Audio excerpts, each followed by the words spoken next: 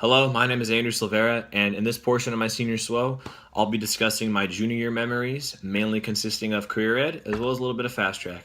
And to start things off, I'll begin by discussing the business plan or the business project. Now, we had a group of 4 for this, and my group was me, Samuel Zalalam, Vardell Singleton, and Cassie Scudder. And this was our midterm for the quarter, which is a pretty big deal. It's 10% of our grade. But the 4 of us, we went in there and we got an A, and I was really happy with the result. Our business was actually a frozen yogurt, ice cream, sweet type shop because who doesn't like frozen yogurt and sweets? And I really liked how diverse in terms of our strengths and weaknesses our group was. Samuel was mainly the spokesperson. He went in there and he killed the presentation for the most part because we were running short on time because Miss Ernst at the time was our moderator for the midterm, which was our midterm was to present to the teacher in which we were assigned. And the other groups took a long time and our group went last. And so me, Vardell, and Cassie went first, and Samuel kind of just went in there and finished the rest of it off for us nice and quick. Vardell was really good at calculating expenses as well as profits for the business. Cassie was very good at putting the PowerPoint together. She's more of a artsy type of person, so she went in there and did what she had to do. And I was really involved in making the logo of the company, which is really fun to me because I've never really done it before. So now for the future, if that's something that I'd like to pursue, I now have a knowledge of how to create logos for companies as well as designs for companies. And the College Board was another interesting project. A lot of people tend to claim that the College Board is like the worst project of the year. I beg to differ. It was my favorite out of them all. And there's a lot of bad projects. And this was my favorite. And a lot of people put this as their worst. Mine, because on the University of Miami in Coral Gables, Florida, this is a university that I have a lot of interest in. And my 3 other choices would have been USC. My 2 other choices would have been USC or Fresno State. I really wanted to take on the challenge at USC because Mr. Woods grades the hardest on USC due to the fact that he is a USC alumni.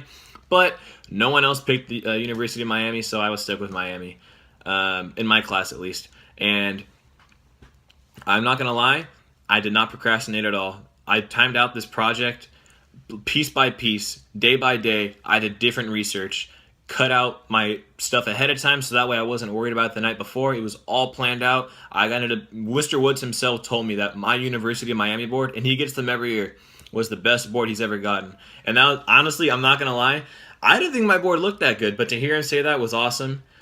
And overall, this is my favorite project. I would agree with a lot of people, though, when they say that it's the worst project because they don't manage their time well. If you manage your time well, you will genuinely learn a lot about the college and have a lot of fun doing it. And the guest speakers, when we weren't doing projects or we didn't have much to do, there was always a guest speaker in. And my favorite guest speaker, even though I'm not interested in this, was from the United States Army. And he went in and started by telling a story in which how he was on the Maury TV show with a woman who he considered a one-night stand and ended up being the father to this child and how it ruined his life. That was a lie. It was mainly to get our attention, so we were at full alert, and now we were all engaged in the presentation he had about the Army. And I'm not going to lie, for me personally, that really worked, because for him to open up with something that funny and pique my interest, although I'm not interested in the Army, I was fully engaged and really intrigued by what he had to offer.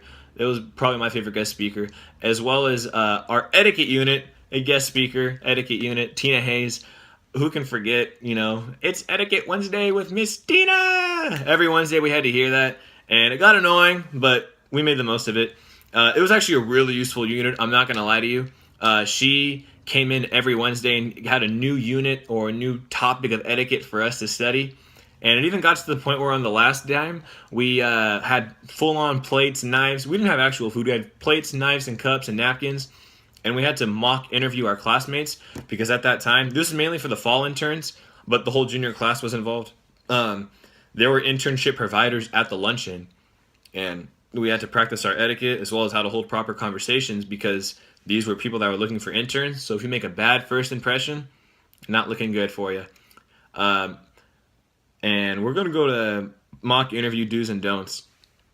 The mock interviews was something that I really excelled at. I'm not going to lie.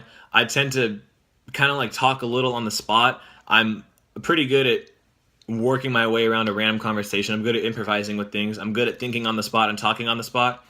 So this wasn't really that hard for me. But the main don't that a lot of the classmates did is when you introduce yourself to the person who is interviewing you, you do not sit down until they tell you to please take a seat. Me personally, I told myself 1,000 times as I walked in that room, Andrew, don't sit down till they tell you that you could take a seat. Don't sit down till they tell you can take a seat. And sure enough, I ended up following through. Thank goodness I didn't end up sitting down prematurely.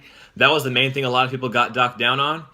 But other than that, this class did a really good job with being proper with the conversation and being professional, which is huge.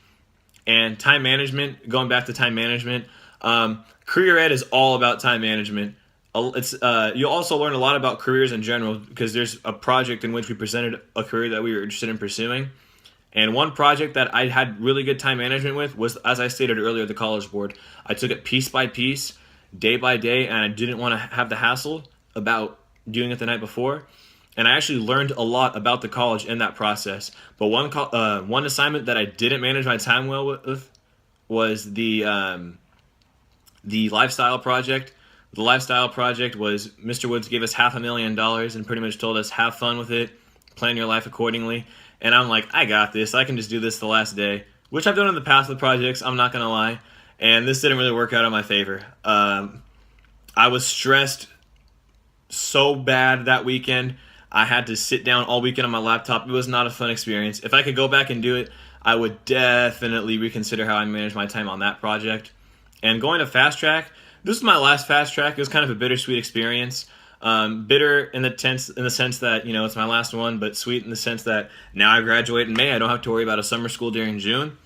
And I took personal finance for this fast track class. And I'm not going to lie, it's not a hard class by any means, but it is so informational. I learned so many little things, such as how to establish good credit, that your rent should never be more than a third of your monthly income, and many little things like that. It's such useful information, especially people our age, because our generation kind of blows that stuff off, and it's really a big deal. And I still have the notes in my backpack to this day, and when I set up a bank account on my own, when I buy my own house, I'll probably end up referring back to the information I learned from that class, because that information is super useful. And everyone's going to end up having to do it someday. And with that being said, this concludes my junior year memories and Falcon Pride.